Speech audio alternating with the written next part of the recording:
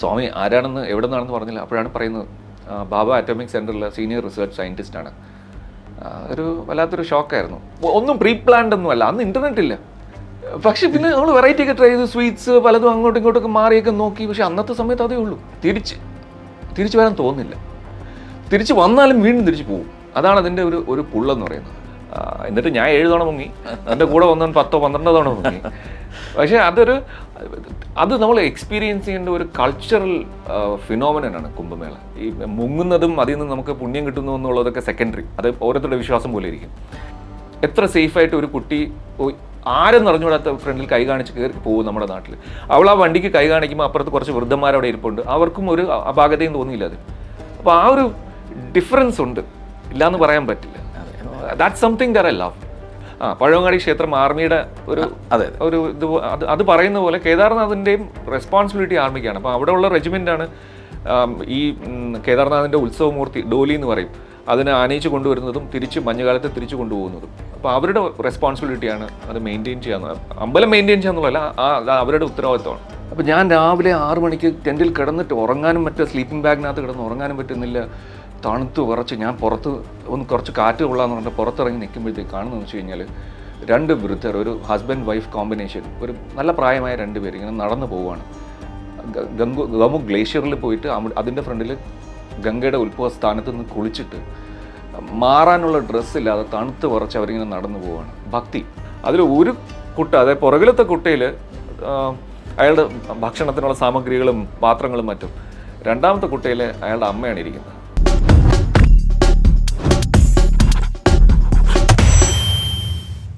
നൂറ്റാണ്ടുകളായി മനുഷ്യ മനസ്സിനെ അമ്പരപ്പിക്കുന്ന ഒരു അഭൗമ സൗന്ദര്യം, അതാണ് ഹിമാലയം.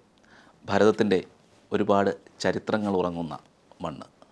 മഞ്ഞിൽ പുതഞ്ഞു കിടക്കുന്ന ഹിമാലയത്തെപ്പറ്റി നിരവധി കഥകളും കവിതകളും യാത്രാവിവരണങ്ങളും മലയാളത്തിലുണ്ടായിട്ടുണ്ട്. അത്തരം ഒരു യാത്രാവിവരണം, അല്ലെങ്കിൽ ഹിമാലയത്തെക്കുറിച്ചുള്ള യഥാർത്ഥ ഒരു സാധാരണക്കാരൻ കാണുന്ന ഹിമാലയം അതെങ്ങനെയായിരിക്കും? അങ്ങനെയൊരു പുസ്തകം എഴുതിയ ശ്രീ സജീഷ് ഗംഗാധരനാണ് ഇന്ന് നമുക്കൊപ്പമുള്ളത്. ശ്രീ സജീഷ്, ഹിമാലയൻ യാത്രകൾ ഏതാണ്ട് 30ഓളം യാത്രകൾ നടത്തിയിട്ടുണ്ട്. അപ്പോൾ നമ്മളൊക്കെ കുട്ടിക്കാലത്ത് ഞാൻ പഠിച്ച ഒരു ചെറിയ 2 വരി അതാണ് എനിക്ക് ഓർമ്മ വരുന്നത്, അത് മറന്നിട്ടില്ല. അതായത് അതിൽ ഹിമാലയത്തെക്കുറിച്ചുള്ളൊരു പാസേജായിരുന്നു. അപ്പോൾ അതിൻ്റെ അവസാനം ഹിമാലയം തന്നെ സംസാരിക്കുന്നതായിട്ടുള്ള ഒരു പാസേജായിരുന്നു ആ മലയാളം പുസ്തകത്തിലുണ്ടായിരുന്നത്. അപ്പോൾ അതിലൊരു അവസാനത്തെ 2 വരികൾ, അത് അവസാനിക്കുന്നത് എങ്ങനെയാണ്? ഉപ്പില്ലാതെ കറികളില്ല, എന്നെ കൂടാതെ ഭാരത ചരിത്രവുമില്ല. അതായത് ഹിമാലയത്തെക്കുറിച്ച് പറയാത്തൊരു ചരിത്രം ഭാരതത്തിനില്ല എന്നുള്ളതാണ് പറയുന്നത്. പൂർണ്ണമായും സത്യമായ ഒരു കാര്യമാണ്. അത് കഴിഞ്ഞ് ഹിമാലയത്തെക്കുറിച്ച് ഒരുപാട് പേര് എഴുതിയത് വായിച്ചിട്ടുണ്ട്, കവികൾ എഴുതിയിട്ടുണ്ട്, നോവലുകളിൽ വന്നിട്ടുണ്ട്, എത്രയോ യാത്രാ വിവരണങ്ങൾ, അങ്ങനെ നിരവധി ഹിമാലയൻ അനുഭവങ്ങൾ ഇപ്പോഴും ഇറങ്ങിക്കൊണ്ടിരിക്കുകയാണ്. അപ്പോൾ 30ഓളം യാത്ര നടത്തി എന്ന് വായിച്ചു. അപ്പോൾ ആ യാത്രയുടെ തുടക്കം, അതുപോലെ ഹിമാലയത്തെക്കുറിച്ച് അറിഞ്ഞത്, ആ പുസ്തകം തന്നെ അങ്ങ് എഴുതിയ ഓഫ് ബീറ്റ് ഹിമാലയൻ അനുഭവങ്ങൾ, ആ പുസ്തകം തന്നെ ഡെഡിക്കേറ്റ് ചെയ്തിരിക്കുന്ന ഒരു ടീച്ചർക്കാണ്, പങ്കജാക്ഷേമ ടീച്ചർക്ക്. അപ്പോൾ ആ ഒരു തുടക്കം, ആ ആദ്യത്തെ യാത്ര അനുഭവങ്ങൾ എങ്ങനെയായിരുന്നു? അങ്ങോട്ടുള്ള ആ ചിന്ത വന്നത് ഹിമാലയത്തിലേക്കുള്ള യാത്രയുടെ? പങ്കജാക്ഷേമ ടീച്ചറാണ് ഇത് തുടങ്ങി വെച്ചത്. അവർ നമ്മൾക്ക് സ്കൂളിൽ പഠിക്കുന്ന സമയത്ത് ഈ പുരാണ കഥകളും കുറച്ച് സംസ്കൃത ശ്ലോകവും ഒക്കെ പറഞ്ഞു തരും. അപ്പോൾ അത് കേട്ടുകൊണ്ടിരിക്കുന്നത് ഭയങ്കര രസമാണ്. അവർ നന്നായിട്ട്, she's A good story teller. അപ്പോൾ അവരൊരിക്കൽ ഹിമാലയത്തിൽ പോയി. നല്ല പ്രായമുള്ള സ്ത്രീയാണ്, അന്ന് നല്ല പ്രായമുണ്ട്, ഇപ്പോൾ ഇല്ല. അപ്പോൾ അവർ പോയിട്ട് തിരിച്ചു വന്നിട്ട് ഹിമാലയത്തിൻ്റെ കഥകൾ പറഞ്ഞു. ബദ്രിനാഥ്, കേദാർനാഥ്, ഗംഗോത്രി ഇവിടെയൊക്കെ പോയ കഥകൾ നമ്മൾ പറഞ്ഞു തരണം. അപ്പോൾ അന്ന് ഞാൻ 8ാം ക്ലാസ്സിൽ പഠിക്കുന്നു, 7ാം ക്ലാസ് 8ാം ക്ലാസ്സോ. അതൊരു വലിയ മോഹമായിട്ട് തലയിൽ കയറി. കാര്യം നമ്മളൊക്കെ കോസ്റ്റൽ റീജിയൻസിൽ ജീവിക്കുന്ന ആൾക്കാരാണ്. ഇപ്പോൾ നമുക്ക് കടലെന്ന് പറഞ്ഞാൽ വലിയ കാര്യമല്ല, നമ്മൾ കാണുന്നതാണ്, ഡെയിലി കാണുന്നതാണ് ഒരു പക്ഷേ മഞ്ഞണിഞ്ഞ ഹിമാലയം എന്നൊക്കെ പറഞ്ഞാൽ അവർ ആ കഥ പറയുമ്പോഴത്തേക്ക് അതിൻ്റെ റിസ്ക്കും അതിൻ്റെ ബുദ്ധിമുട്ടൊക്കെ പറയുമ്പോഴത്തേക്ക് ഒരു വലിയ മോഹമായി. അങ്ങനെ കോളേജിൽ പഠിക്കുമ്പോൾ 2nd ഇയറാണ് ഞങ്ങൾ 3 ഫ്രണ്ട്സായിട്ട് പോകുന്നത്. ആദ്യത്തെ യാത്രയിൽ തന്നെ അത് എന്താ പറയുക, 18 ദിവസം യാത്രയായിരുന്നു. It affected me so much. വേറൊരു രീതിയിലല്ല, നമ്മളുടെ കൾച്ചറും നമ്മളുടെ ബാക്ക്ഗ്രൗണ്ടും നമ്മളുടെ ജോഗ്രഫിയിൽ നിന്നൊക്കെ കംപ്ലീറ്റ്ലി ഡിഫറൻ്റ് ആയിട്ടുള്ള ഒരു ലോകം. അതിൻ്റെ ബ്യൂട്ടി ഒരു സൈഡിൽ, പിന്നെ അത് നമ്മൾ അഫക്റ്റ് ചെയ്യുന്നതും മറ്റൊരു രീതിയിലാണ്. ഡിവിനിറ്റി ഉണ്ടോ എന്നൊക്കെ പലരും പറയാറുണ്ട്. പല ഫോംസ് ഓഫ് ഡിവിനിറ്റി ഉണ്ട്. അത് ഫോർ എക്സാമ്പിൾ ഗൗമുഖ് എന്ന് പറയുന്ന സ്ഥലത്ത് ഗംഗയുടെ സോഴ്സ് പോയിൻ്റാണ്. അവിടെ ഞങ്ങൾ രാത്രി ടെൻറ്റ് ചെയ്യുന്നുണ്ട്, ടെൻറ്റിൽ താമസിക്കുന്നത്. അന്ന് ടെൻറ്റ് ചെയ്യാൻ സമ്മതിക്കും. അപ്പോൾ രാത്രി നല്ല തണുപ്പ്, കൊടും തണുപ്പ്, ഗ്ലേഷ്യറാണ് തൊട്ടപ്പുറത്തുള്ളത്. രാവിലെ 5 മണി 5:30 ആയപ്പോഴത്തേക്ക് ഞാൻ 18 കിലോമീറ്റർ നടന്നിട്ടാണ് അവിടെ എത്താനുള്ളത്. വഴിയിലൊരു ഭോജ്ബാസ എന്ന് പറയുന്ന താമസിക്കാനുള്ള സ്ഥലമുണ്ട്. അത് കഴിഞ്ഞാൽ ഈ ലാസ്റ്റ് ഗോമുഖ് ഗ്ലേഷ്യറാണ്. അപ്പോൾ ഞാൻ രാവിലെ 6 മണിക്ക് ടെൻറ്റിൽ കിടന്നിട്ട് ഉറങ്ങാനും സ്ലീപ്പിംഗ് ബാഗിനകത്ത് കിടന്ന് ഉറങ്ങാനും പറ്റുന്നില്ല. തണുത്ത് വിറച്ച് ഞാൻ പുറത്ത് കുറച്ച് കാറ്റ് കൊള്ളാന്ന് പറഞ്ഞിട്ട് പുറത്തിറങ്ങി നിൽക്കുമ്പോഴത്തേക്ക് കാണുന്നതെന്ന് വെച്ച് കഴിഞ്ഞാൽ 2 വൃദ്ധർ, ഒരു ഹസ്ബൻഡ് വൈഫ് കോമ്പിനേഷൻ, ഒരു നല്ല പ്രായമായ 2 പേര് ഇങ്ങനെ നടന്നു പോവുകയാണ്. ഗോമുഖ് ഗ്ലേഷ്യറിൽ പോയിട്ട് അതിൻ്റെ ഫ്രണ്ടിൽ ഗംഗയുടെ ഉത്ഭവ സ്ഥാനത്ത് നിന്ന് കുളിച്ചിട്ട് മാറാനുള്ള ഡ്രസ്സില്ലാതെ തണുത്ത് വിറച്ച് അവരിങ്ങനെ നടന്നു പോവുകയാണ്. ഭക്തി. ഞാൻ ഇത്രയും ജാക്കറ്റും സ്വെറ്ററും എല്ലാ സാധനവും വെച്ചിട്ട് ഞാൻ നിന്ന് വിറയ്ക്കുകയാണ്. ഇവരെവിടെ നിന്നായിരിക്കും രാത്രി 2 മണിക്കോ 3 മണിക്കോ നടന്നു തുടങ്ങി. ഇതൊക്കെ കാണുമ്പോൾ നമുക്കൊരു it effects you so much, you know.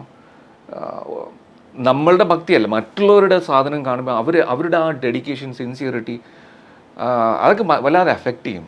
Plus ആ നാച്ചുറൽ ബ്യൂട്ടി, അത് ഒരു തവണ പോയി കഴിഞ്ഞാൽ ആരായാലും വീണ്ടും പോയിരിക്കും. ആ യാത്രയിലെ കുറേ രസകരമായ അനുഭവങ്ങൾ എഴുതിയിട്ടുണ്ട്. അതായത് ഒരു സന്യാസിയോട് ആറ്റത്തെക്കുറിച്ച് ചർച്ച ചെയ്തു. അതെ അതെ. അത് കഴിഞ്ഞ് അദ്ദേഹം അവസാനം പറഞ്ഞത് കേട്ട് ഞെട്ടിയതും അഹങ്കാരം പോയതും ഒക്കെ പറഞ്ഞിട്ടുണ്ട്. അതെങ്ങനെയായിരുന്നു അനുഭവം? അത് വളരെ സിമ്പിളായിരുന്നു. ഞങ്ങൾ ഗംഗോത്രിയിൽ ഇങ്ങനെ നടക്കുന്നു. 3 എഞ്ചിനീയറിംഗ് സ്റ്റുഡൻസാണ് ഞങ്ങൾ. അപ്പോൾ ഞങ്ങൾക്ക് ആ കാലത്ത് അതിനൊരു വലിയ അഹങ്കാരം ഉണ്ടായിരുന്നു. ഓക്കെ. അപ്പോൾ നമ്മളങ്ങനെ നടക്കുമ്പോഴത്തേക്ക് ഒരു കുതിര ഗംഗയുടെ സൈഡിൽ നിൽക്കുന്നു, നല്ല സുന്ദരം കുതിര. അപ്പോൾ നമുക്ക് പെട്ടെന്നൊരു ടൂറിസ്റ്റിൻ്റെ ഒരു മെൻറ്റാലിറ്റി വരും. പോയിട്ട് അതിനൊന്ന് തടവി പറ്റുമെങ്കിൽ ഒരു ഫോട്ടോ എടുക്കാമല്ലോ. അന്ന് മൊബൈലൊന്നും ഇല്ല, സെൽഫി എടുക്കാൻ പറ്റില്ല. അപ്പോൾ എൻ്റെ ഫ്രണ്ടിൻ്റെ അടുത്ത് പറഞ്ഞു, നീ ക്യാമറ സെറ്റ് ചെയ്ത് വെക്ക്, ഞാൻ പോയി ഇതിൻ്റെ തോളിലൊക്കെ തലോടിയിട്ട് നിൽക്കുമ്പോൾ ഒരു ഫോട്ടോ എടുക്കണമെന്ന് പറഞ്ഞു. ഞാൻ ചെന്നതും അത് എൻ്റെ നേരെ കുതിച്ച് ചാടി. അതിനെന്നെ തീരെ ഇഷ്ടപ്പെട്ടില്ല. ഞാനൊന്നും ചെയ്തില്ല, തൊട്ടതും അത് ചാടി. അതിന് ഭാഗ്യത്തിനൊരു കയറ് കെട്ടിയിട്ടുണ്ടായിരുന്നു. അതുകൊണ്ട് അത് ഞാൻ തറയിൽ തെറിച്ച് വീണ്ടും അത് എൻ്റെ മേലെ ചാടുകയാണ്. ആ കയറുള്ളത് കൊണ്ട് ചാവാതെ രക്ഷപ്പെട്ടു, സത്യം പറഞ്ഞു കഴിഞ്ഞാൽ. അപ്പോഴാണ് ഈ ഒരു കാവി വസ്ത്രമൊക്കെ ധരിച്ച ഒരാൾ വന്നിട്ട് അതിനെ തഴുകി ശാന്തനാക്കി, കുഴപ്പമില്ല എന്നൊക്കെ പറഞ്ഞിട്ട് ഞങ്ങളുടെ അടുത്തൊന്ന് ചോദിക്കുകയാണ്, എൻ്റെ ശരീരത്തിലുള്ള ഏതോ കണികയും ആ കുതിരയുടെ ശരീരത്തിലുള്ള കണികയും തമ്മിൽ മാച്ച് ആയില്ല. അപ്പോൾ ഞാൻ പറഞ്ഞു, ഓക്കെ ശരി സ്വാമി കൊള്ളാം, നമ്മുടെ അഹങ്കാരവും മനസ്സിൽ കിടക്കുന്നുണ്ട്. അതെ അതെ. അപ്പോൾ പുള്ളി ചോദിച്ചു, എന്താ പഠിക്കുന്നത്, എന്താ ചെയ്യുന്നത്? എഞ്ചിനീയേഴ്സാണ്. Engineers, okay. ഏതാണ് ഏറ്റവും ചെറിയ കണിക? അപ്പോൾ ഞാൻ പറഞ്ഞു ആറ്റം. അതിനെക്കാട്ടിലും ചെറിയ കണിക? ഞാൻ അതിനെക്കാട്ടിലും ഇലക്ട്രോൺ, പ്രോട്ടോൺ, ന്യൂട്രോൺ അങ്ങനെയൊക്കെ ഉണ്ട്. അതിനെക്കാട്ടിലും ചെറുത്? എനിക്ക് മനസ്സിലാവും ഇയാൾ എന്തിനാ എന്നെ ക്വസ്റ്റ്യൻ ചെയ്യുന്നതെന്ന്. അപ്പം ഞാൻ പറഞ്ഞു അതിനെക്കാട്ടിലും ചെറുത് ഇപ്പോൾ ക്വാർട്സ് ഒക്കെ എന്നൊക്കെ പറഞ്ഞ കുറച്ച് സാധനങ്ങളുണ്ട്. അതിനെക്കാട്ടിലും ചെറുത് എനിക്കറിയില്ല, ശാസ്ത്രം കണ്ടെത്തിയിട്ടുള്ളത് ഇതൊക്കെ ഉള്ളൂ. അപ്പോൾ അങ്ങനെ പറഞ്ഞു, കറക്റ്റാണ് നിങ്ങൾ പറഞ്ഞു, ശാസ്ത്രം കണ്ടെത്തിയിട്ടുള്ളത് ഇത്രയേ ഉള്ളൂ. അതിനെക്കാട്ടിലും അടിസ്ഥാന കണികകളുണ്ട്. അതിൽ ആ കണികകൾ തമ്മിൽ മാച്ച് ആയില്ല നിങ്ങൾ, അതാണ് ആ കുതിരയ്ക്ക് നിങ്ങൾ ഇഷ്ടപ്പെടാത്തത്, അല്ല നിങ്ങളുടെ പ്രോബ്ലം ഒന്നുമല്ല. ശരി കൊള്ളാം സ്വാമി, നല്ല അഹങ്കാരം. അപ്പോഴാണ് ഞാൻ അങ്ങനെ പുള്ളി ഓക്കെ അപ്പോൾ ശരി പോട്ടെ എന്ന് പറഞ്ഞിട്ട് പോവാണ്. നമ്മൾ ഓക്കെ ശരി പൊയ്ക്കോളൂ. അപ്പോഴാണ് മനസ്സിലായി ഇയാൾ ആരാണ് എന്താണെന്ന് ചോദിച്ചില്ല. അപ്പം ചോദിച്ചു, സ്വാമി ആരാണെന്ന് എവിടെ നിന്നാണെന്ന് പറഞ്ഞില്ല. അപ്പോഴാണ് പറയുന്നത് ബാബ അറ്റോമിക് സെൻറ്ററിലെ സീനിയർ റിസർച്ച് സയൻറ്റിസ്റ്റാണ്. ഒരു വല്ലാത്തൊരു ഷോക്കായിരുന്നു. അപ്പോൾ ഈ ആത്മീയതയുടെ ലൈനും അത് വേറെ എന്തോ സീക്ക് ചെയ്ത് അവിടെ വരുന്നുണ്ട്, അതില്ലാന്ന് പറയാൻ പറ്റില്ല. സോ നമ്മുടെ അഹങ്കാരമൊക്കെ ശമിക്കാനായിട്ടുള്ളൊരു നല്ലൊരു സ്ഥലമാണ് ഹിമാലയം. അന്നത്തെ യാത്ര എത്ര ദിവസം നീണ്ടു നിന്നായിരുന്നു? അത് 17-18 ദിവസം. ഓക്കെ. ഈ കാറിൽ അങ്ങനെ അല്ലല്ല, ചാർധാം യാത്ര ബസ്സിലായിരുന്നു. അന്ന് ഇത്രയും നമുക്ക് എന്നായിരുന്നു അത്? 97-98 ആ സമയത്താണ്. ബസ്സിലായിരുന്നു മൊത്തം യാത്ര. ബസ്സിൻ്റെ മുകളിൽ വരെ ഇരുന്ന് യാത്ര ചെയ്യേണ്ടി വന്നു. മറ്റേ ചുരം ഇറങ്ങി വരുന്ന സ്ഥലത്ത് മൂക്കിൽ നിന്ന് ബ്ലഡൊക്കെ വന്നു. ബസ്സിനകത്ത് കയറാൻ സ്ഥലമില്ല. അപ്പം പോലീസുകാരാണ് പറയുന്നത് ബസ്സിൻ്റെ മുകളിൽ കയറിയിരിക്കാൻ. അപ്പോൾ നമുക്കൊരു ഭയങ്കര ത്രില്ലല്ലേ, എസ്പെഷ്യലി കോളേജ് പഠിക്കുന്ന പ്രായത്തിൽ ആ ഹിമാലയം മൊത്തം കണ്ട് ബസ്സിൻ്റെ മുകളിലിരുന്ന് കാറ്റൊക്കെ അടിച്ച് പാട്ടൊക്കെ പാടി രസം. ലാസ്റ്റിൽ മൂക്കിൽ നിന്ന് ബ്ലഡ് വന്നപ്പോഴത്തേക്ക് മതിയായി, താഴെ ഇറങ്ങി വന്നു. അപ്പോഴത്തേക്ക് കുറച്ച് സ്പേസ് വന്നു. So it was A beautiful journey. ഒന്നും പ്രീ പ്ലാൻഡ് ഒന്നും അല്ല. അന്ന് ഇൻ്റർനെറ്റ് ഇല്ല. ഞാൻ നേരത്തെ പറഞ്ഞ ടീച്ചറല്ലേ, അവർ എഴുതി വെച്ചൊരു 80 പേജ് നോട്ട്ബുക്ക് ഉണ്ട്. പിന്നെ പബ്ലിക് ലൈബ്രറിയിൽ നിന്ന് വായിച്ചിട്ടുള്ള കുറച്ച് പുസ്തകങ്ങളിൽ അറിവ് വെച്ചിട്ടാണ് ഈ 3 പേരും കൂടെ ഇറങ്ങി പുറപ്പെട്ടിരിക്കുന്നത്. ആ നോട്ട് ബുക്ക് കൊണ്ട് കളയുകയും ചെയ്തു. അത് ഞാൻ എൻ്റെ കയ്യിൽ നിന്ന് മിസ്സായിപ്പോയി. അത് വല്ലാത്തൊരു മിസ്സാണ്. ഓക്കെ.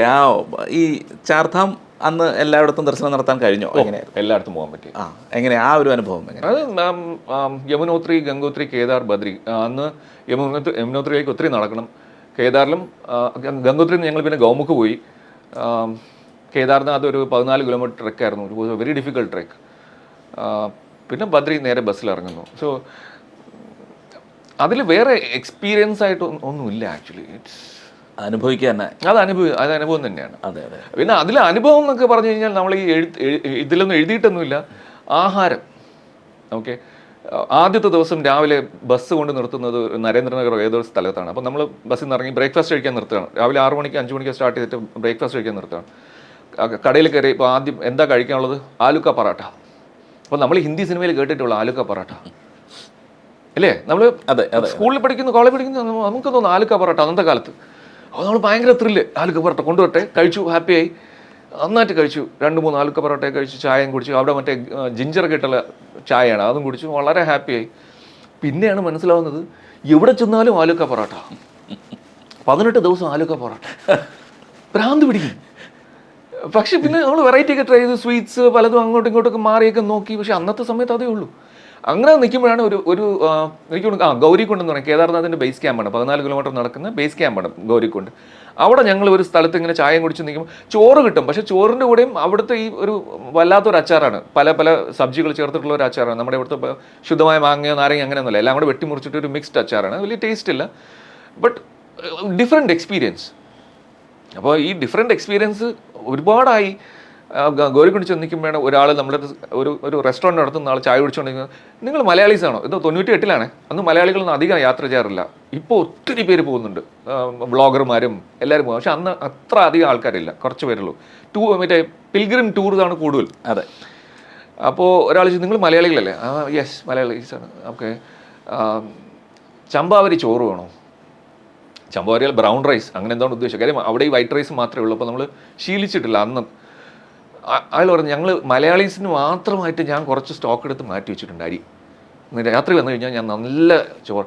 അപ്പോൾ അതൊക്കെ ഒരു വല്ലാത്തൊരു എക്സ്പീരിയൻസ് ആയിരുന്നു. അതും കുറച്ച് എന്താ പറയുക തൈരും ഒക്കെ കുഴച്ചിട്ടിട്ട് ഒരു അന്ന് ആസ്വദിച്ച് കഴിച്ചൊരു ഫീലിംഗ് ഉണ്ട്. ആലുക്ക പൊറോട്ട ഞാൻ മറന്നിട്ട്.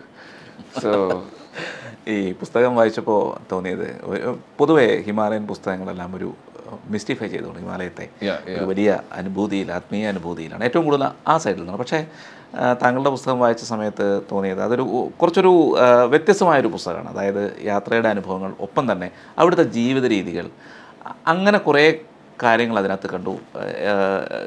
ഒരു ആത്മീയത എന്നുള്ളതിനപ്പുറം അതിനൊപ്പം തന്നെ ഇങ്ങനെ കുറച്ച് അനുഭവങ്ങൾ, അതായത് അവിടുത്തെ സാധാരണ മനുഷ്യ ജീവിതങ്ങൾ, അതിനെക്കുറിച്ചുള്ള അനുഭവങ്ങൾ കണ്ടു. എങ്ങനെയാണ് അതൊക്കെ കണ്ടെത്താൻ കഴിഞ്ഞത്? അത് കുറച്ച് നീണ്ട ഒരു ഉത്തരമാണ്. തീർച്ചയായിട്ടും പറഞ്ഞോളൂ. ഇപ്പോൾ അതിൻ്റെ ഒരു റീസൺ എന്ന് വെച്ച് കഴിഞ്ഞാൽ നമ്മൾ ഒരു തവണ ഒരു സ്ഥലത്ത് പോകുമ്പോഴത്തേക്ക് നമുക്കൊരു ഫീലിംഗ് കിട്ടും. അത് ആൾക്കാർക്ക് സാധാരണ കിട്ടുന്ന ഒരു ഫീലിംഗ് എന്ന് വെച്ച് കഴിഞ്ഞാൽ, ഈ പഹാഡികൾ എന്ന് പറയുന്ന ആൾക്കാർ ഭയങ്കര പാവമാണ്, സാധുക്കളാണ്, അവർ സാധുക്കളാണ്, ഇല്ലാന്നൊന്നും പറഞ്ഞില്ല, പഹാഡികൾ. പക്ഷേ നമ്മൾ അവിടെ അവരുടെ കൂടെ ജീവിക്കുമ്പോഴേ, അല്ലെങ്കിൽ പല തവണ പോകുമ്പോഴാണ് മനസ്സിലാവും അവരും നമ്മളെ പോലെ തന്നെയാണ്. They have the same set of issues. അവരുടെ ജോഗ്രഫി ഡിഫറെൻ്റ് ആണ്, അവർ നമ്മളെപ്പോലെ അഡ്വാൻസ്ഡ് അല്ല എന്നുള്ളത് മാത്രമേ ഉള്ളൂ. പക്ഷേ അല്ലാതെ അവർ നമ്മളെ പോലെ തന്നെയാണ്. അപ്പോൾ അത് മനസ്സിലാക്കി കഴിയുമ്പോഴാണ്, പിന്നെ അപ്പോഴാണ് അവർ നമ്മളെ അക്സെപ്റ്റ് ചെയ്യുന്നത്. അതുവരെ അവർ നമുക്ക് ആലുക്ക പൊറോട്ടയെ തരത്തുള്ളൂ. അവർ നമ്മളെ അക്സെപ്റ്റ് ചെയ്യുന്ന മൊമെൻറ്റിലാണ് അവരുടെ വീട്ടിൽ കയറ്റിയിട്ട് അവർ കഴിക്കുന്ന ആഹാരം നമുക്ക് തരുന്നത്. ആക്ച്വലി നല്ല ഫുഡുണ്ട് അവർക്ക്, പല പല പല പഹാഡി സാധനങ്ങൾ, നല്ല ഡിഷസ് ഉണ്ട്. അപ്പോൾ അത് അടുത്തറിയാനായിട്ട് ഒത്തിരി എഫേർട്ട് വേണ്ടി വരും. നമ്മൾ ഒരിക്കലും ഒരു തവണ പോയിട്ട് ഒരു ടൂറിസ്റ്റായിട്ട്, ഈ ബുക്കിന് തന്നെ 2 പാർട്ടുണ്ട്. ഒന്ന് ഫസ്റ്റ് പാർട്ട് ടൂറിസ്റ്റാണ്, വിനോദസഞ്ചാരി. രണ്ടാമത് നാട്ടുകാരൻ, അവിടെ താമസിക്കുമ്പോൾ ഒരു ഫീലിംഗ്. എത്ര കാലം താമസിച്ചു? മാസങ്ങളോളം, വർഷങ്ങളോളം, പല പല സീസണിലായിട്ട്. ഞങ്ങളൊരു ഉത്തരാഖണ്ഡിൽ ഒരു ടൂറിസം പ്രോജക്റ്റ് ചെയ്യുന്നുണ്ട്, ഞങ്ങൾ കുറച്ച് ഫ്രണ്ട്സായിട്ട് ചേർന്നിട്ട്. സാരി ഗ്രാമം എന്ന് പറയും, അവിടെ കഫേ ബ്രാഞ്ച് എന്നുണ്ട്, ഒരു കഫേയും കുറച്ച് മുറികളും ഒക്കെ ആയിട്ട്. അപ്പോൾ അതിൻ്റെ കൺസ്ട്രക്ഷൻ ഫേസിലൊക്കെ ആയിട്ട് മാസങ്ങളോളം ഇങ്ങനെ താമസിക്കും. അപ്പോഴാണ് അവർ നമ്മളെ ശരിക്കും അക്സെപ്റ്റ് ചെയ്യുന്നത്. ടോട്ടൽ അക്സെപ്റ്റൻസ് ഇപ്പോഴും ആയിട്ടുണ്ടെന്ന് ഞാൻ പറയില്ല, പക്ഷേ അവരും നമ്മളെ പോലെ തന്നെയാണെന്നുള്ള ഒരു റിയലൈസേഷൻ.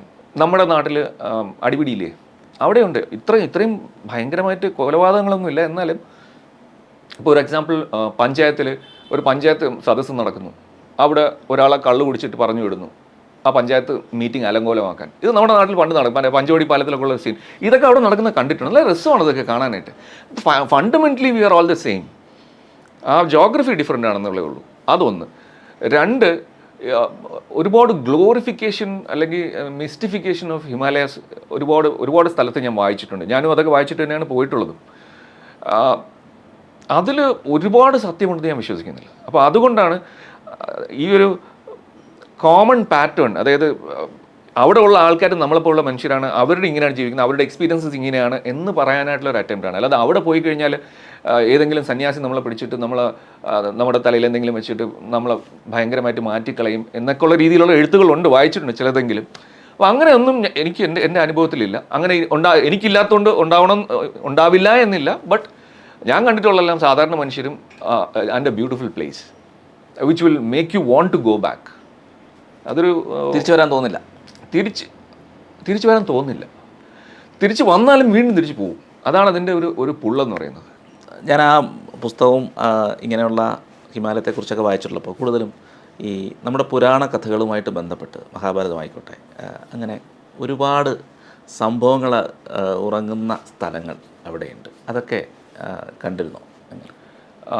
മിക്കവാറും സ്ഥലങ്ങൾ പോകാൻ പറ്റുന്നതെല്ലാം പോയി കണ്ടിട്ടുണ്ട്. ആൻഡ് അവിടെ മൊത്തം പുരാണമാണ്. ദേവഭൂമി ആ സംസ്ഥാനത്ത് ഉത്തരാഖണ്ഡിനെയും ഗഡ്വാൾ റീജിയനെയും വിളിക്കുന്നതിൻ്റെ റീസൺ തന്നെ അതാണ്. പിന്നെ ഒരുപാട് കഥകളും അവരുണ്ടാക്കി വെച്ചിട്ടുണ്ട്. അതിനെപ്പറ്റി 1-2 ചാപ്റ്റേഴ്സ് ഈ പുസ്തകത്തിലുണ്ട്. അതായത് ഇപ്പോൾ ഗണപതി ജനിച്ചത് ഇവിടെയാണെന്ന് ഒരു ഗ്രാമത്തിൽ പറയുമ്പോഴത്തേക്ക് അവിടെയാണെന്ന് മറ്റൊരു ഗ്രാമത്തിൽ പറയും. അപ്പോൾ അങ്ങനെ അവർക്ക് അവരുടെ ഒരു വിശ്വാസ പ്രമാണങ്ങൾക്കനുസരിച്ചിട്ട് അവർ ഐതിഹ്യങ്ങൾ അവരുടെ ഗ്രാമമായിട്ട് കോർത്തിണക്കി വാമൊഴിയായിട്ട് പറഞ്ഞു വന്നതാണ് അത്. ആക്ച്വലി അത് അവരുമായിട്ട് സംസാരിച്ചാലേ മനസ്സിലാകത്തുള്ളൂ. ഇല്ലെങ്കിൽ നമ്മൾ അവിടെ പോയിട്ട് ഫോർ എക്സാമ്പിൾ ഒരു തടാകത്തിൻ്റെ അവിടെ പോയിട്ട് ഫോട്ടോ എടുത്തിട്ട് നമ്മൾ തിരിച്ചു വരും. അവരോട് ചോദിക്കുമ്പോഴാണ് അവർ പറയുന്നത് ഇവിടെയാണ് പണ്ട് യക്ഷൻ പാണ്ഡവന്മാരടുത്ത് ചോദ്യങ്ങൾ ചോദിക്കാൻ വേണ്ടി നിർത്തിയ തടാകം ഇതാണെന്ന് പറയും. അതുപോലെ അതേ ചോദ്യം ചോദിച്ച തടാകം വേറെ ഉണ്ട്. പക്ഷേ അത് ഒരു തമാശയായി ഭയങ്കര സയൻറ്റിഫിക് ടെമ്പറൊന്നും ഇല്ലാതെ ഈ കഥകൾ കേൾക്കാൻ പോവുകയാണെന്നുണ്ടെങ്കിൽ ഇറ്റ്സ് എ ബ്യൂട്ടിഫുൾ എക്സ്പീരിയൻസ്. അല്ലാതെ അവരെ ചോദ്യം ചെയ്ത് നിങ്ങൾ അങ്ങനെയാണോ ഇങ്ങനെയാണോ എന്നൊക്കെ ചോദിക്കുക. അവിടെ കണ്ടിട്ടില്ല, ഇവിടെ കണ്ടു, അപ്പോൾ അതേതാണ് അത് അങ്ങനെ ചോദിക്കേണ്ട ആവശ്യമില്ലല്ലോ. Because you are going to explore and every place is new. എല്ലാ സ്ഥലവും നമുക്ക് പുതുമയുള്ളതാണ്. പ്രത്യേകിച്ച് ഈ നാട്ടിൽ നിന്ന് പോകുന്നവർക്ക് പല സ്ഥലങ്ങളും പുതുമയേറിയതാണ്, വളരെ പുതുമയേറിയതാണ്. അപ്പോൾ അവിടെ പോയിട്ട് അവരുടെ കഥകൾ മനസ്സിലാക്കുന്നതിന് പകരം നമ്മളുടെ എന്താ പറയുക സയൻറ്റിഫിക് നോളജ് പ്രദർശിപ്പിച്ചിട്ട് നമുക്കൊന്നും നേടാനില്ല അവിടെ. ഈ മഞ്ഞുമൂടിയ ഹിമാലയം ഒരു ഭയങ്കര കാഴ്ചയാണല്ലോ. അങ്ങനെ പൂർണ്ണമായും മഞ്ഞുമൂടിയ നിലയിൽ ഇപ്പോൾ ചില ക്ഷേത്രങ്ങൾ ആ സമയത്ത് ഉണ്ടാവില്ല, അവിടെ പൂജ ഉണ്ടാവാറില്ല. അങ്ങനെയൊക്കെയുള്ള അനുഭവങ്ങൾ ഉണ്ടായിരുന്നില്ല. അതൊക്കെ കണ്ടിരുന്നോ? തീർച്ചയായിട്ടും. എനിക്ക് ആക്ച്വലി ഏറ്റവും ഇഷ്ടം എന്ന് വെച്ച് കഴിഞ്ഞാൽ എൻ്റെ ഫേവറേറ്റ് ഡെസ്റ്റിനേഷൻ എന്ന് പറഞ്ഞാൽ കേദാർനാഥാണ്. ഇപ്പോൾ ഒരുപാട് ആൾക്കാർ വന്നിട്ട് അവിടെ കയറാൻ പറ്റാത്ത അവസ്ഥയായിട്ടുണ്ട്. ബട്ട് ഏതാനും വർഷങ്ങൾക്ക് മുമ്പ് വരെ അങ്ങനെ അല്ലായിരുന്നു. കുറേ വർഷങ്ങൾക്ക് മുമ്പ് വരെ ഈ ഹിമാലയം ആ ക്ഷേത്രം അടയ്ക്കുന്ന സമയത്ത് യൂഷ്വലി ദീപാവലിയോട് അടുപ്പിച്ചാണ് കേദാർനാഥ് ടെമ്പിൾ ക്ലോസ് ചെയ്യുന്നത്. ആ സമയത്ത് മഞ്ഞ് വീഴും. ഓക്കെ. ആൻഡ് ആ സമയത്ത് തിരക്ക് വളരെ കുറവായിരിക്കും. എല്ലാവരും പോകുന്ന മെയ് മാസത്തിലാണ്. ഇത് ക്ഷേത്രം തുറക്കുന്ന സമയത്ത് അക്ഷയ തൃതീയമായിട്ട് ബന്ധപ്പെട്ടിട്ടാണ് തുറക്കുന്നത്. ആ സമയത്താണ് തുറക്കുന്നത്. അപ്പോൾ ജൂൺ ആകുമ്പോൾ മഴ തുടങ്ങി കഴിഞ്ഞാൽ പിന്നെ ആരും പോകത്തില്ല. സെപ്റ്റംബറിൽ കുറച്ച് പേര് വരും. നവംബറൊക്കെ ആകുമ്പോഴത്തേക്ക് ആരും കാണത്തില്ല. നമുക്ക് മാത്രമായിട്ട് കേദാർനാഥും അതിൻ്റെ പുറകിലുള്ള പർവ്വതങ്ങളും മഞ്ഞ് വീണ് കഴിഞ്ഞാൽ മൊത്തം ഒരു വല്ലാത്തൊരു അനുഭൂതിയാണത്.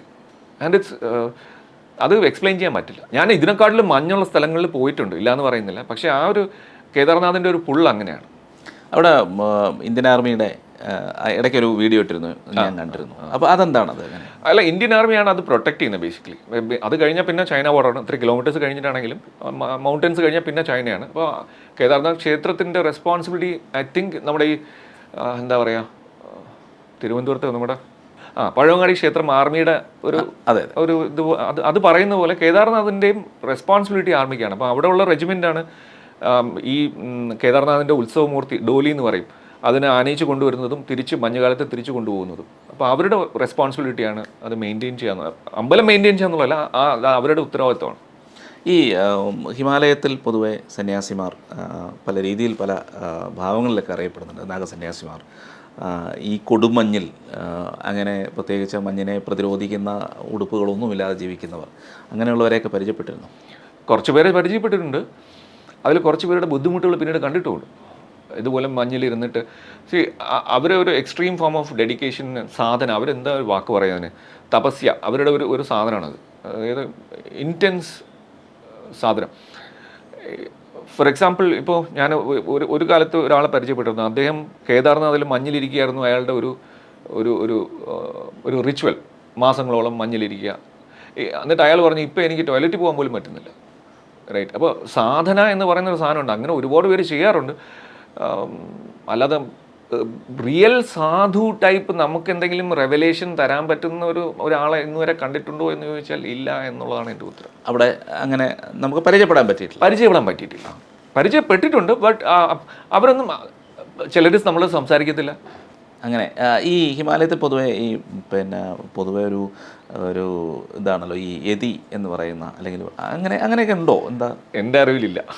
എൻ്റെ അറിവിലല്ല, അങ്ങനെ ഒരു സാധനം ഇല്ല എന്നാണ്. അതൊരു ലെജൻഡാണ്. സ്കോട്ട്ലൻഡിലെ ലേക്കിലുള്ള മോൺസ്റ്ററിനെ പോലെ ഉണ്ടാവാം, നമുക്കറിയില്ല. അതെ.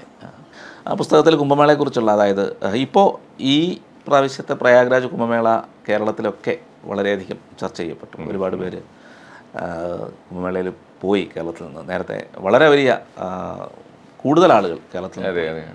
മാത്രമല്ല ഇടയ്ക്കൊരു ഒരു മാധ്യമത്തിൽ അതിനെപ്പറ്റി പരാമർശവും വന്നു. അതെ. അപ്പോൾ അതേസമയം താങ്കൾ വളരെ മുന്നേ തന്നെ കുംഭമേളയിൽ ഹരിദ്വാറിലാണെന്ന് തോന്നുന്നു. അപ്പോൾ അതിനെപ്പറ്റി എന്താ അന്നത്തെ അനുഭവങ്ങൾ എങ്ങനെയായിരുന്നു? ഹരിദ്വാർ അപ്പോൾ പ്രയാഗ്രാജ് പോലെ ഒരു വലിയ സ്ഥലമല്ല. അപ്പോൾ അതൊരു കുറച്ചും കൂടി ചെറിയ സ്കോപ്പുള്ളൊരു സ്ഥലമാണ്. അപ്പോൾ അതിൽ 2008 ഞങ്ങൾ പോകുന്നത്. കുംഭമേളയ്ക്ക് ഞങ്ങൾ ഉദ്ദേശിച്ച ദിവസത്തിന് ഒരു ഷാഹി സ്നാൻ എന്ന് പറയും, വിശേഷ ദിവസമാണ്. അപ്പോൾ അതിനൊരു 3-4 ദിവസം മുമ്പേ എത്തി. അപ്പോൾ ഞങ്ങൾക്ക് അവിടെ നിൽക്കാനുള്ള സാധ്യതയില്ല. കാര്യം റൂം റെൻ്റൊക്കെ വളരെ കൂടുതൽ. അപ്പോൾ നമ്മൾ വണ്ടി എടുത്ത് നോർത്തിലേക്ക് വീണ്ടും ബദ്രിനാഥ് റൂട്ടിൽ കുറേ യാത്രയൊക്കെ ചെയ്ത് തിരിച്ചു വന്നു. തിരിച്ചു വന്നപ്പോഴും വണ്ടി കൊണ്ട് നിർത്തി ആ ഷാഹി സ്നാൻ്റെ ദിവസം രാത്രി എനിക്ക് തോന്നുന്നു ഒരു 9 മണിക്ക് ഞങ്ങൾ നടന്നു തുടങ്ങി. എന്നിട്ടൊരു 3 മണി അടുത്ത് 3 മണിയായി കാണും ഒരു 3.5 കിലോമീറ്റർ നടന്നെത്താനായിട്ട്. അത്ര തിരക്ക്. അപ്പോൾ അതിൻ്റെ ഇടയിൽ പോയി നിന്നിട്ട് ഒറ്റ മുങ്ങൽ. അപ്പോൾ അവിടെ അനൗൺസ്മെൻറ്റ് വരുന്നുണ്ട്, ആരും 3 തവണയിൽ കൂടുതൽ മുങ്ങരുത്, പെട്ടെന്ന് ഇറങ്ങി പൊയ്ക്കോളണം. അടുത്ത ആൾക്കാർ തിരക്കാണ്. എന്നിട്ട് ഞാൻ 7 തവണ മുങ്ങി, എൻ്റെ കൂടെ വന്നവൻ 10-12 തവണ മുങ്ങി.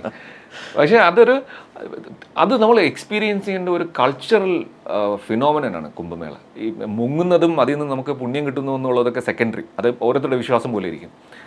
പക്ഷേ അതൊരു ഹ്യൂജ് കൾച്ചറൽ എക്സ്പീരിയൻസ് ആണ്. അതുകൊണ്ട് തന്നെയാണ് പിന്നെ അലഹബാദിൽ കുംഭമേള വന്നപ്പോഴും ഞാൻ പോയത്. അത് കുറച്ചും കൂടെ വലുതാണ്, വിശാലമാണ്. പ്രയാഗ്രാജ്, ഇപ്പോഴത്തെ പ്രയാഗ്രാജിൽ ഭയങ്കര കളർഫുള്ളാണ്. People from different parts of India. Announcement പഴയ ഹിന്ദി സിനിമയിൽ കേൾക്കുന്ന പോലെ ഇരിക്കും. ഇയാളെ കാണാനില്ല, അയാളെ കാണാനില്ല, അവിടെ വെയിറ്റ് ചെയ്യൂ, ഇവിടെ വെയിറ്റ് ചെയ്യൂ. അത് ഓരോ ഭാഷയിൽ, ഗുജറാത്തിയിൽ പറയും, മറ്റേ ഹിന്ദിയിൽ പറയും, ഭോജ്പുരിയിൽ പറയും, അവരുടെ ഭാഷയിൽ. അപ്പോൾ അതൊരു നമുക്ക് ഇമാജിൻ ചെയ്യാൻ പറ്റാത്തൊരു സ്കെയിലുള്ള ഹിമാലയം പോലത്തെ ഒരു സാധനമാണ് കുംഭമേള.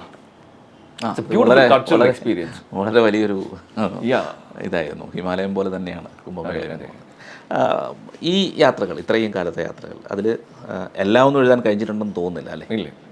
അപ്പോൾ എഴുതിയതിൽ അല്ലെങ്കിൽ കണ്ടതിൽ ഏറ്റവും ടച്ചിങ് ആയിട്ട് തോന്നിയത്? ഞാൻ മുമ്പേ ഈ കുംഭമേളയുടെ പരിപാടിയെക്കുറിച്ച് പറഞ്ഞു. അപ്പോൾ ഹരിദ്വാറിൽ ഞങ്ങൾ എത്തി, തിരക്കാണ്, താമസിക്കാൻ പറ്റുന്നില്ല, 3 ദിവസം ഇനിയും ബാക്കിയുണ്ട്. അപ്പോൾ നമ്മൾ നോർത്തിലേക്ക് പോയി, ബദ്രിനാഥ് റൂട്ടിലേക്ക് പോയി. അപ്പോൾ പോകുന്ന വഴിക്ക് ഞങ്ങൾ ഒരു സന്യാസി നടന്നു പോകുന്നുണ്ട്. ഓക്കെ. അപ്പോൾ അയാൾ ഒരു തോളിലൊരു ദണ്ട് തൂക്കിയിട്ടുണ്ട്. ആ ദണ്ടിൻ്റെ ഒരു സൈഡിൽ എന്തോ ഉണ്ട്, അപ്പുറത്തെ സൈഡിൽ ബാലൻസ് ചെയ്യാനായിട്ട് ഒരു കൗണ്ടർ വെയിറ്റും ഉണ്ട്. അയാളിങ്ങനെ നടക്കുകയാണ്. നമ്മളിങ്ങനെ പാസ് ചെയ്ത് പോയി. നമ്മൾ എന്നിട്ട് ജോഷിമഠിൽ പോയി, പിന്നെ പാണ്ഡുകേശ്വർ പോയി. 2 ദിവസം അവിടെ കറങ്ങി തിരിച്ചു വരുന്ന റൂട്ടിൽ ഈ സന്യാസി വീണ്ടും കാണുകയാണ്. സന്യാസി എന്ന് പറയാൻ പറ്റില്ല, ഒരാളിങ്ങനെ നടന്നു പോകുന്നു. അയാളുടെ തോളിൽ തൂക്കിയിട്ടുള്ള ആ 2 കുട്ടകളിൽ ഇരിക്കുന്നത് എന്താണെന്ന് കണ്ട് ഞങ്ങൾ ഞെട്ടി. വണ്ടി അപ്പോൾ മുന്നോട്ട് ഒരുപാട് പോയി. പിന്നെ ഞങ്ങൾ തിരിച്ചു വന്നു അയാളൊന്ന് പരിചയപ്പെടുന്നു വെച്ചിട്ട്. അതിൽ ഒരു കുട്ട, അതായത് പുറകിലത്തെ കുട്ടയിൽ അയാളുടെ ഭക്ഷണത്തിനുള്ള സാമഗ്രികളും പാത്രങ്ങളും മറ്റും. 2ാമത്തെ കുട്ടയിൽ അയാളുടെ അമ്മയാണ് ഇരിക്കുന്നത്. നമ്മൾ ഞെട്ടി. നമുക്ക് നടക്കാൻ പോലും ബുദ്ധിമുട്ടുള്ള സ്ഥലമാണ്, ഓക്സിജനൊക്കെ കുറച്ച് കുറവായിട്ടുള്ള സ്ഥലമാണ്. അയാൾ ഈ 2 വെയിറ്റും തൂക്കിയിട്ടാണ് നടക്കുന്നത്. അപ്പോൾ ഞങ്ങൾ എവിടെ നിന്നാണ്? പുള്ളി ജബൽപൂരിൽ നിന്ന് വരികയാണ്, മധ്യപ്രദേശിലാണെന്ന് തോന്നുന്നു. ജബൽപൂരിലാണ് പുള്ളിയുടെ ആശ്രമം. അമ്മ പറഞ്ഞു അവർക്ക് ഈ 4 പുണ്യ സ്ഥലങ്ങളും സന്ദർശിക്കണം. ഞാൻ അമ്മയും കൊണ്ടങ്ങ് ഇറങ്ങി. പുരാണത്തിൽ മറ്റേ ആ കഥയെപ്പോലെ, ശ്രാവണകുമാരൻ്റെ കഥയെപ്പോലെ എത്ര ദിവസം എടുക്കുമെന്ന് എനിക്കറിയില്ല അയാൾ അവിടെ എത്താൻ. കാര്യം ഒരു ദിവസം 5 കിലോമീറ്റർ 7 കിലോമീറ്റർ നടക്കാൻ പറ്റുള്ളൂ. ഇപ്പോൾ ഫോർ എക്സാമ്പിൾ ഹരിദ്വാറിൽ നിന്ന് ബദ്രിനാഥിന് ഏതാണ്ട് 300 കിലോമീറ്റർ ഉണ്ട്. അപ്പോൾ അത് എത്ര ദിവസം കൊണ്ട് ഇയാൾ നടന്നെത്താൻ, എന്താണ് ഇയാളുടെ ഉദ്ദേശം എന്ന് വെച്ചാൽ ഭയങ്കര ഭീകരമായിട്ടുള്ളൊരു എക്സ്പീരിയൻസ് ആയിരുന്നു. അയാൾക്ക് മദേഴ്സ് ഡേ ആണ്, അമ്മ പറഞ്ഞു കാണിക്കാൻ വേണ്ടി ഇങ്ങനെ നടക്കുകയാണ്. That was mind blowing. പിന്നീട് നെറ്റിൽ വന്ന് തിരക്കി, നെറ്റൊന്നും അധികം ഇതായിട്ടില്ല. പിന്നീട് ഒരുപാട് TV ചാനലുകൾ ഇയാളെ കവർ ചെയ്തു. കൈലാസ്ഗിരി ബ്രഹ്മചാരി എന്നാണ് അയാളുടെ പേര്. അത് ശരി. ഇപ്പോൾ ഒത്തിരി ചാനൽസ് അയാളെ കവർ ചെയ്യുന്നുണ്ട്. ഈ കഥയും വെച്ചിട്ട് തന്നെയാണ്. അമ്മയും കൊണ്ട് നടക്കുന്നു, യാത്ര ചെയ്യുന്നു, ഇങ്ങനെ തോളിലെടുത്തിട്ട്. അയാളുടെ തോളൊക്കെ കാണാൻ ഇങ്ങനെ കല്ലിച്ചിരിക്കുന്നുണ്ട്. ഈ ഹിമാലയത്തെക്കുറിച്ചുള്ള പൊതുവെയുള്ള യാത്രാവിവരണങ്ങളിൽ നിന്ന് തികച്ചും വ്യത്യസ്തമാണ് ഈ പുസ്തകം. അതായത് ഒരു സാധാരണക്കാരൻ, അതായത് മനസ്സിൽ പ്രത്യേകിച്ച് ആത്മീയതയോ അങ്ങനെ ഒരു ചിന്തയില്ലാതെ ഹിമാലയം പോയി കണ്ട ഒരാളെന്നുള്ള രീതിയിലാണ് അതിനകത്ത് വിവരണം. എന്തുകൊണ്ടാണ് അങ്ങനെ ചെയ്യുന്നത്? അത് എൻ്റെ മനസ്സിൽ ആത്മീയത ഉണ്ടോ ഇല്ലയെന്നൊന്നും എനിക്കറിയില്ല. I M A deeply spiritual person. ഭക്തി വ്യത്യാസമുണ്ട്. ഒരു സ്പിരിച്വാലിറ്റി എന്നുള്ള ഒരു കോൺസെപ്റ്റാണ് എനിക്കുള്ളത്. എനിക്ക് വിശ്വാസം ഉണ്ടോ എന്ന് വെച്ചാൽ ഉണ്ട്. പക്ഷെ എനിക്ക് അതിനെക്കാട്ടിലും ആ സ്ഥലവും ആ ഭൂപ്രകൃതിയും ആൾക്കാരും ആ ഒരു ജീവിത രീതിയുമാണ്, അതിലെ സിംപ്ലിസിറ്റിയാണ് ഞങ്ങളെ ആകർഷിക്കുന്നത്. എനിക്ക് മാത്രമല്ല, എൻ്റെ കുറച്ച് ഫ്രണ്ട്സും അതുപോലെ ഉണ്ട്.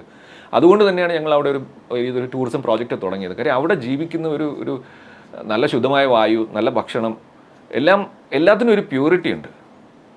ഓക്കെ, ഒരു ഉദാഹരണം കൂടെ പറയാം. ഇപ്പോൾ ഞാൻ കഴിഞ്ഞ വർഷം ഒരു ട്രിപ്പ് പോയി, ഒറ്റയ്ക്കായിരുന്നു പോയത്. അപ്പോൾ ഒരു അൽമോറ ചെന്നിട്ട് അവിടെ നിന്ന് ഒരു ബൈക്ക് വാടകയ്ക്ക് എടുത്ത്, ഒരു സ്കൂട്ടർ വാടകയ്ക്ക് എടുത്തിട്ട് ജാഗേശ്വർ ധാം എന്ന് പറയുന്ന സ്ഥലത്തേക്ക് പോവാണ്.